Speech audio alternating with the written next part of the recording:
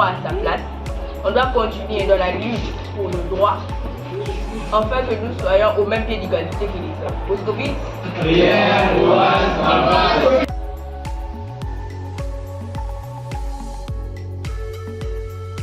quand les gens entendent parler de la parité homme-femme, les gens se mettent à paniquer. Pourquoi on doit mettre l'homme à la même place que la femme c'est sa place à la cuisine, l'homme sa place au travail et tout. Nous sommes au XXIe siècle. Il y a plusieurs intellectuels dans cette question de l'intellectuel. Déjà, on demande un équilibre entre l'homme et la femme. On est donc on peut facilement comprendre qu'une femme qui déjà soi-même se sent capable de faire un travail demandé. Un homme aussi peut. Donc moi d'abord particulièrement je suis pour de la masculinité positive. Quand on parle de la femme, il faut qu'on puisse aussi parler de la masculinité positive, dans le sens que dans le choix que la femme fait, dans tous les choix, dans tout les domaines et tout, l'homme doit être là pour aussi l'accompagner. Par exemple, une femme mariée, cette femme est peut-être DG d'une entreprise quelconque. En tant que mariée, tu dois me faire ton mari, je vais faire cela. Qu'est-ce que tu penses de ça? Même dans ta propre société, tu as des conseillers, de personnes, des hommes dans ta société. Quand tu veux prendre une certaine décision, puis peut-être activité pour ton entreprise ou bien pour ta société, tu dois aussi peut-être penser à la vie d'un homme. Tu es une femme bien sûr, mais tu dois aussi dépendre de la masculinité. Dans la société, on ne manque jamais des hommes, on ne manque jamais aussi des femmes. Déjà pour comprendre les termes de l'expression avant de commencer à matérialiser. C'est vrai, les femmes parlent beaucoup, les femmes c'est toujours du fait qu'un jour on réclame vraiment les droits. Mais c'est pas juste que je vais crier partout, à qui veut l'entendre, parité. Mais moi-même je ne fais rien. Il faut d'abord faire un pas pour que la parité puisse vraiment exister.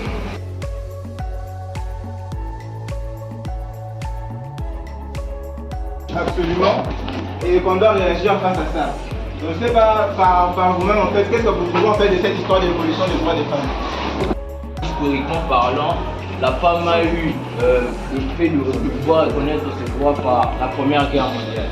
C'est lors de la Première Guerre mondiale où tous les hommes sont allés au front et les femmes qui sont restées au foyer ont dû remplacer les hommes dans certains métiers. La femme a été obligée de pouvoir gagner du pain pour nourrir les enfants, etc. Et l'homme, en revenant de la guerre, a trouvé une femme transformée par cet événement. Et on dit déjà que l'origine de cette journée s'ancre dans les luttes ouvrières et les nombreuses manifestations de femmes réclamant le droit de vote et des meilleures conditions de travail. Étaient misérables. Du coup, ces femmes-là sont venues réclamer des meilleures conditions. Du coup, le monsieur, ça l'a pas pu, il a tué ces femmes-là. C'est grâce à ces femmes-là d'abord qu'il y a eu le droit des femmes. Avant la création d'une journée internationale des droits des femmes est proposée pour la première fois en 1910 lors de la conférence internationale des femmes socialistes par Clara Zetkin. Et s'inscrit alors dans une perspective révolutionnaire. La date n'est tout d'abord pas fixée et se limite qu'à partir de 1917 avec la grève des ouvrières de Saint-Pétersbourg que la tradition du 8 mars se met en place. Après 1945, la journée internationale des femmes devient une tradition dans le monde entier. Okay. Voilà. Acclamons pour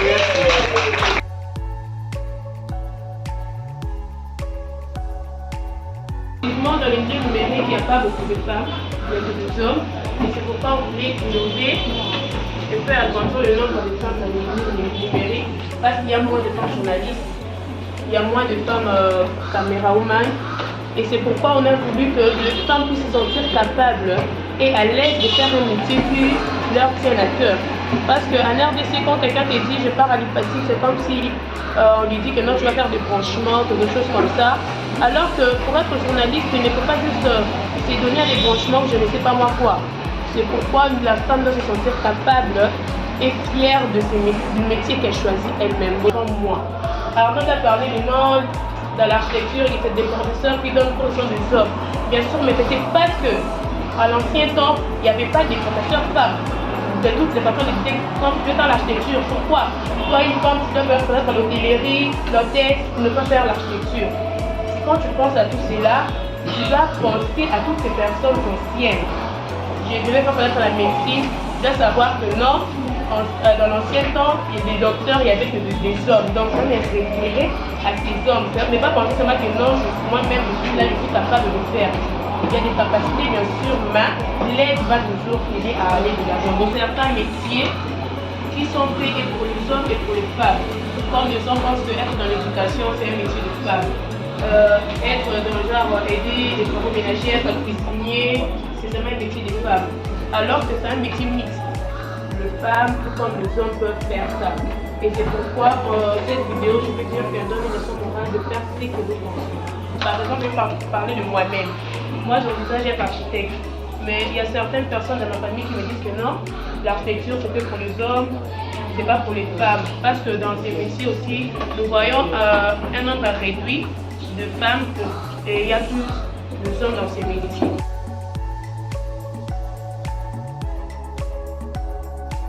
Les hommes sont allés au front et les femmes qui sont restées au foyer ont dû remplacer les hommes dans certains métiers. La femme a été obligée de pouvoir gagner du pain pour nourrir les enfants, etc. Et l'homme, en revenant de la guerre, a trouvé une femme transformée par cet événement. Et de par cela, c'est l'homme qui a pu donner la chance à la femme de pouvoir s'émanciper dans la société. Et si l'homme n'avait pas fait cela, aujourd'hui on ne parlerait pas du droit de la femme.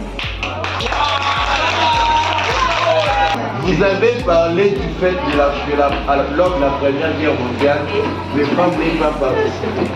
Ma question est de savoir, que te rappelle cette Jeanne d'Arc? Tu connais Jeanne d'Arc? Voilà, c'est une sainte au sein de l'église. Elle te rappelle quoi? Pardon? Une battante. Elle n'avait pas fait la guerre. Maintenant, c'était avant ou après la Première Guerre mondiale? Avant. C'était avant. Et c'est avec la majorité là qu'on va Je t'interromps pour dire qu'en démocratie, la minorité est protégée. Voilà, c'est une notion de base en droit constitutionnel.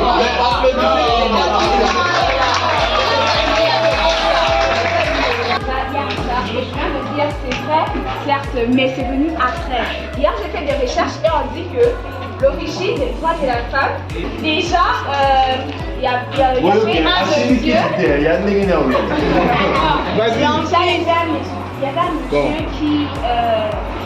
qui avait engagé des femmes qui étaient des ouvrières. Et les conditions de travail étaient misérables. Du coup, ces femmes-là sont venues réclamer des meilleures conditions. Du coup, le monsieur, ça l'a pas pu, il a tué ces femmes-là.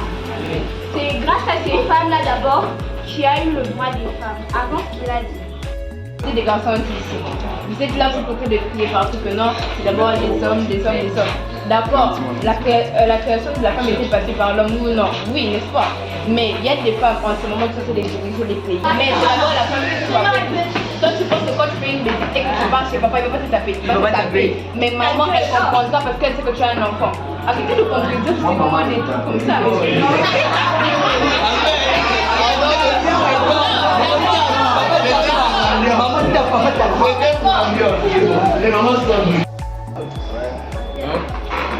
La femme, je prends une femme. Ephrasie, je vais faire un métier. Il y a Ephrasie. Je vais faire un métier dont il y a des hommes qui dominent ce genre de situation. Qui t'en pense là? C'est pas un homme. Il y a aussi des femmes, mais particulièrement, qui est douée pour ça. Qui a un doctorat pour ça. C'est pas un homme. Ok.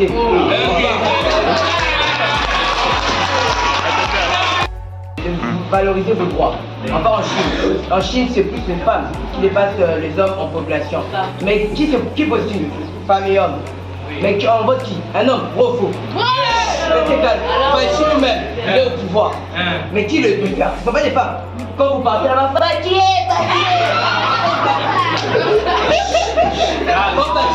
Analyse. les mains des femmes, il donne le pain. Qui vient il est... Ah, facile. Ce ne sont pas des femmes. On part à l'est. Même pas. Non, l'est même si. L'est, quitte la Morcane. On quitte là-bas. On rentre aux États-Unis. Pire. Là où le droit. C'est un pays là où il y a le droit. Hillary Clinton, la femme de Clinton, elle a posté en tant que présidente. Qui l'a voté? Alors, mais Donald Trump a posté en tant que président. Qui l'a voté? Ce sont pas des femmes. Et puis vous venez de dire que non, ce sont des femmes.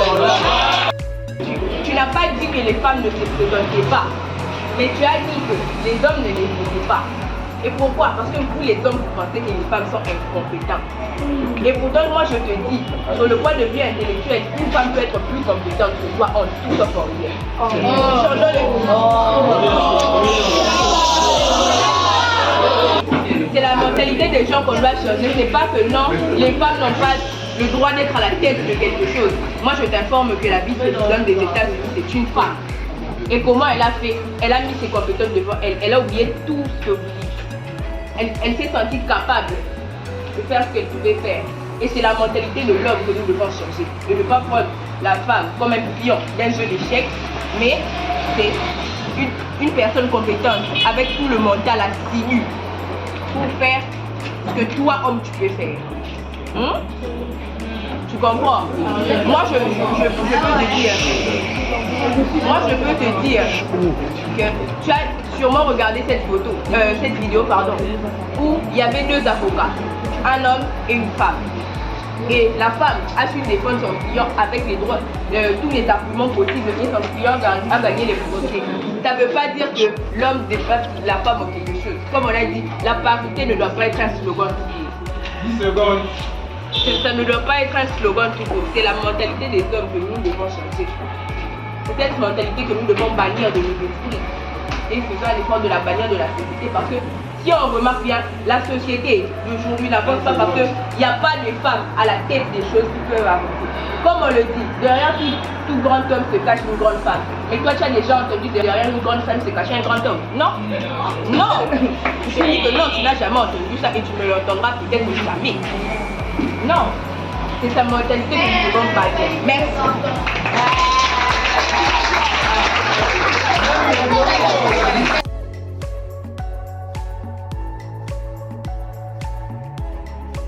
Les femmes ne vivent pas un scandale à négliger. C'est que moi, je suis pour l'homme et la femme. Je ne ferai pas d'égalité. L'homme et la femme ont tous deux montré des compétences qu'ils ont pour commencer leur vie. Comment dire? Je rajoute un peu ce que tu dis aussi. Ce que tu viens de dire comme par mon frère, c'est bien. Mais je t'ai dit quelque chose. Ce qui m'est arrivé, les péchés, si on peut l'entendre, c'est à cause de lui. C'est pas encore fini. Dans notre tête, Marie, c'est grâce à son oui que les Seigneur est arrivé dans le monde. La femme doit se respecter mutuellement et que leur l'égalité ne doit pas être un scandale pour ça fait l'origine de dispute. Sinon, ça fera une guerre entre hommes et femmes dans le futur et ça risquerait de rester comme ça jusqu'à notre fin. Ce que je veux dire, c'est que l'homme et la femme est juste un être multidimensionnel qui doit se respecter et savoir les capacités que l'un et l'autre doivent savoir. C'est juste que c'est ça que je veux dire. Votre vie. Tu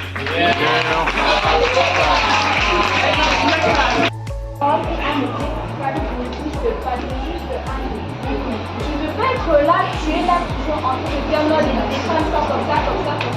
Déjà, quand on peut prendre à part éducation, un enfant, c'est pas facile, c'est la femme qui fait ça. Vous, si on vous met dans une maison avec des enfants, vous n'allez pas gérer, c'est les femmes qui font ça. Donc, arrêtez de minimiser les femmes, arrêtez de faire n'importe quoi, arrêtez de dire que les femmes ne sont pas capables de faire ce que vous pouvez faire. Parce qu'on a ces capacités-là, mais on veut juste que vous laissiez une chance. Parce que bien des hommes, parce qu'il y a... Il peut y avoir un côté là où vous êtes plus fort que nous. Par exemple, genre gérer un thé. C'est pas facile. Mais on vous laisse cette chance-là parce que vous avez certes certaines capacités que nous n'avons pas aujourd'hui.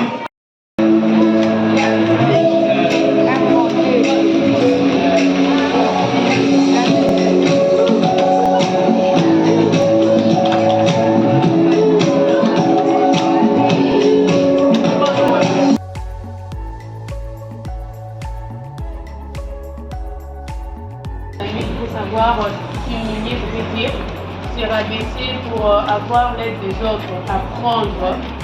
Deuxièmement, c'est battre aussi. Nous devons nous battre pour avoir ce qu'on a. Et troisièmement, nous devons entreprendre.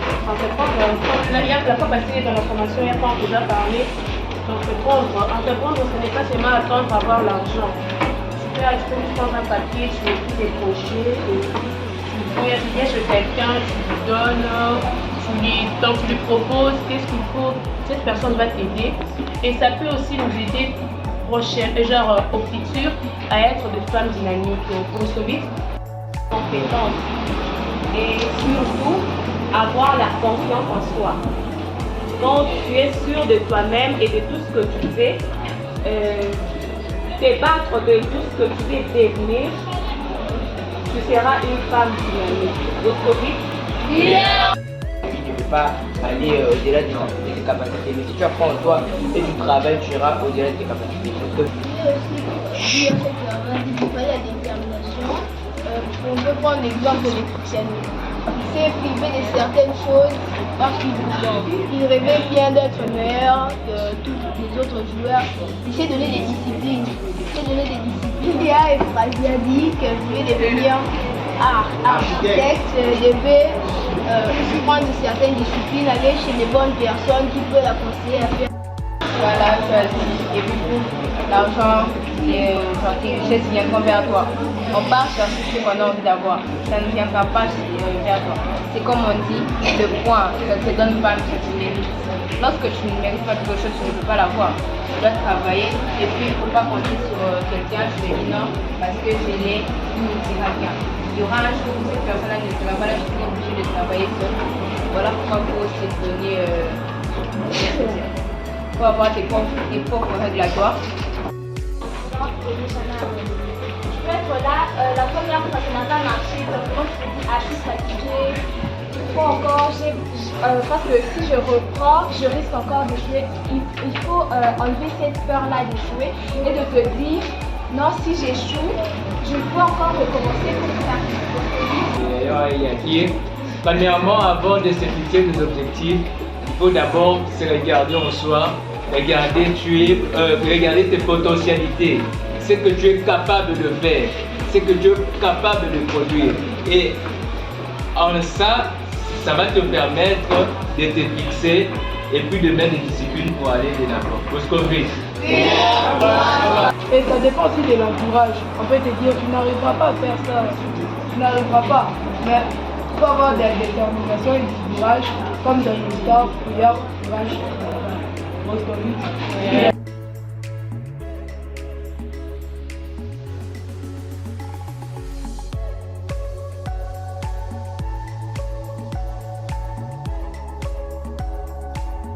C'est bon? Donc d'accord,